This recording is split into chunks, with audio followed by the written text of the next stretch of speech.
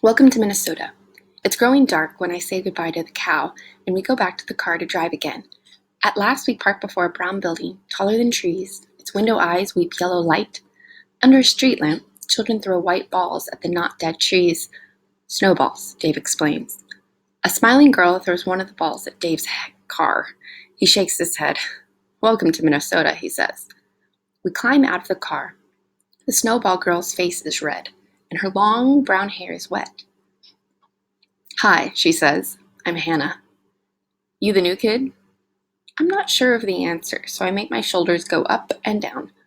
Catch, she says, and she throws a cold white ball to me. It falls apart in my hands. I follow Dave across the noisy snow. 2 times I slip and fall. 2 times I rise, pants wet, knees burning. Take it slow, buddy, Dave says. Tears trace my cheeks like tiny knives. I look away so Dave will not see my shame. How can I trust a place where even the ground plays tricks? Inside, we climb up many stairs. We walk down a long hall, passing door after door. Dave knocks on one of them. Behind it, I hear the muffled voices of my past. Much time has come and gone, but still I know the worn gray voice of my mother's sister, Natal. I hear another voice too, the sound of a young man, a strong man. The door opens, and my old life is waiting on the other side. Family. I'm hugged and kissed, and there is much welcoming from my aunt. She's rounder than I remember, with a moon face to match, and her black eyes set deep. My cousin Genoir shakes my hand. I've learned about shaking hands. At the camp, they taught us how. Be firm, but do not squeeze too hard. Still, when Genoir grasps my hand, we are like 2 calves in the clouds pretending we know how to fly. The man's voice belongs to Genoir, and he has my father's height now, though Genoir is thin and reedy, where my father was sturdy with strength. His eyes are wary and smart, always taking the measure of a person.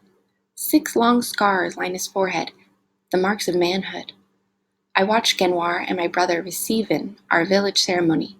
How jealous I had been that day, too young for such an honor. I try hard not to look at another scar, the place where Genoir's left hand should be, round and bare and waiting, like an ugly question no one can answer. The night Genoir lost his hand was the night I lost my father and brother.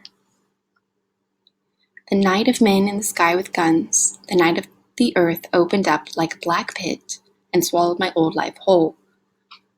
My aunt holds my face in her hands, and I see that she's crying. I know her to be a woman of many sorrows, carved down to a sharp stone by her luckless life. She isn't like my mother, whose laughter is like bubbling water from a deep spring. I look into her eyes, and then my tears come hard and fast, not for her, not for my cousin, not even for myself, but because when I look there, I see my mother's eyes looking back at me. Lessons. I'll let you get settled, Dave says, but first I'll give you some lessons. Your aunt and your cousin know these things, but you'll need to know them too. Number 1, he says, always lock your door. Genoir, show Keek what a key looks like. My old home, my real home, my father kept us safe. We had no need for locks.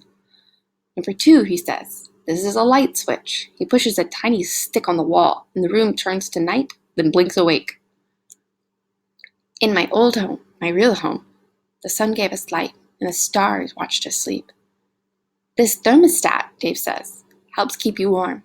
He pretends to shiver to paint a picture for his words. In my old home, my real home, we were a family, and our laughter kept us warm. We didn't need a magic switch on a wall. I nod to say yes, I understand, but I wonder if I will ever understand, even if Dave stands here, pointing and talking forever.